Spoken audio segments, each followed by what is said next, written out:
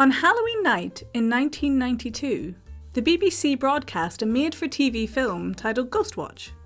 It was a mockumentary, that is, a drama that was made to look as authentically as possible like a documentary, without, actually being true. Mockumentaries weren't new, of course. For decades, popular media had been making fake things that seemed real for dramatic effect. And for just as many decades, people have been spectacularly mistaking those fake things for reality. One of the first and most famous examples of this was the 1938 broadcast of The War of the Worlds by Orson Welles. In this frankly brilliant radio drama, the sonorous voice of Welles himself assures listeners that aliens have landed and are blasting their way across America in three-legged fighting machines. If the newspapers of the time are to be believed, the American public went nuts over this. Reports point to more than 1 million US citizens taking to the streets, some armed, ready to either loot with impunity or wage pitched battles against the alien invaders. One drunk farmer in New Jersey was even said to have opened fire on an innocent water tower, having mistaken it for a Martian tripod. Of course, these tales of mass panic were a bit exaggerated. A small number of people absolutely did freak out over the War of the Worlds broadcast, but only a small number. The reason we think it was a nationwide panic is a simple one: money. Newspapers at the time hated and feared the new medium of radio, since it was quite efficiently draining off all of their ad revenue.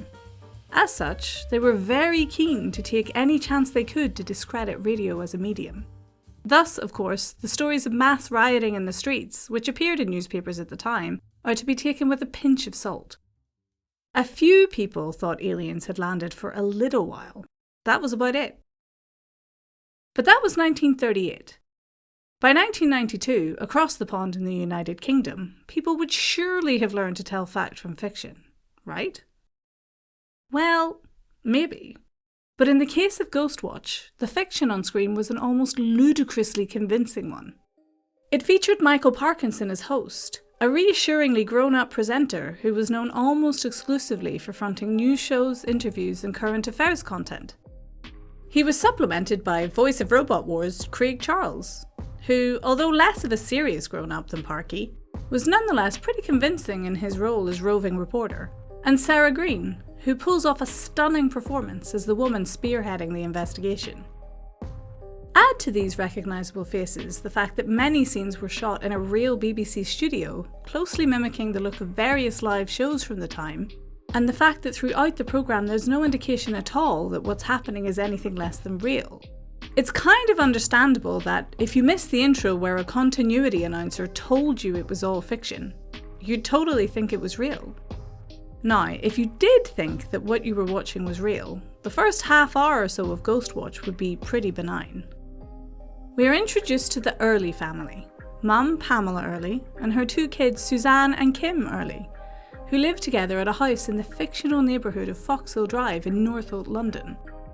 We're told that the three have been tormented for several months now by a malicious poltergeist who dwells in the house's basement. A basement which, by the way, they refer to completely straight-facedly as the glory hole. The poltergeist's name is Mr. Pipes, so named because he often makes a nuisance of himself by banging on the house's plumbing. Other pranks he's gotten up to include bursting light bulbs, heaving things across the room, and even scratching the face of one of the children. It is quite intentionally rather a similar story to that of the Enfield poltergeist. There are a few spooky Easter eggs in the first half hour or so. If you pay close attention, you might notice some shadowy figures lurking in the background of a few of the shots. But the brilliant thing about Ghostwatch is that for a large part of its 90-minute runtime, things are almost painfully ordinary. Craig Charles pulls a boyish prank. There are awkward interviews with the Early family.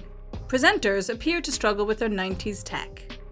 During dull moments, we return to the studio for interviews with skeptical experts, and viewers call in with stories that range from the mildly odd to the thoroughly farcical.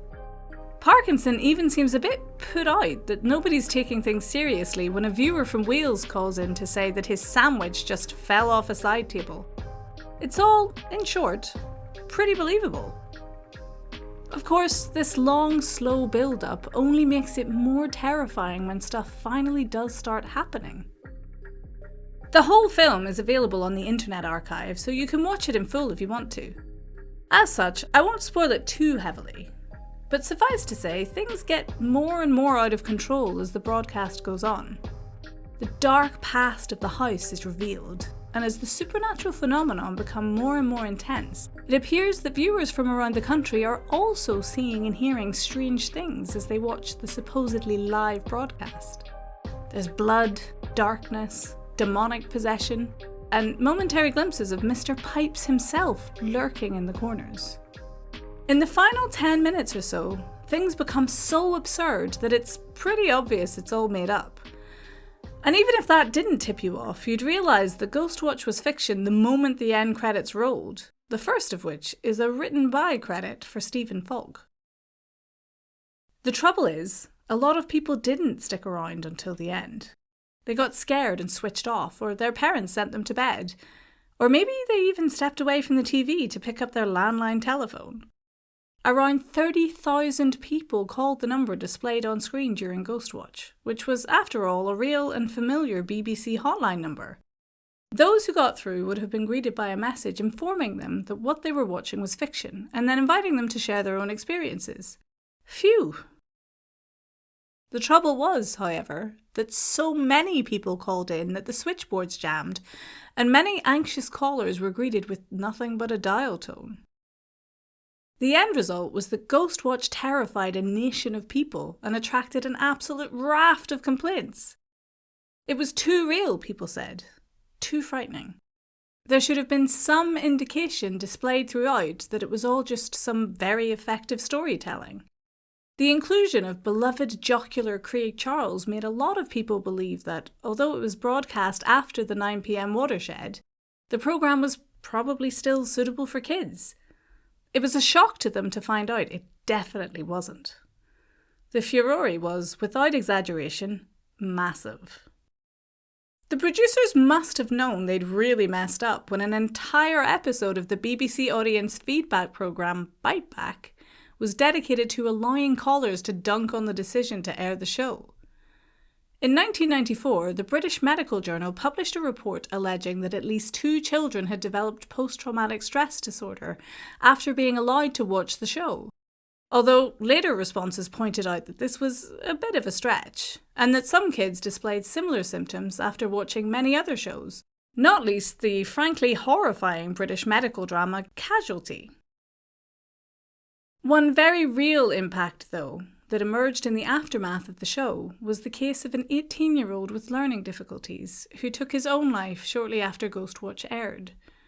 His parents blamed the BBC, alleging that their son had become obsessed with and hypnotised by the show.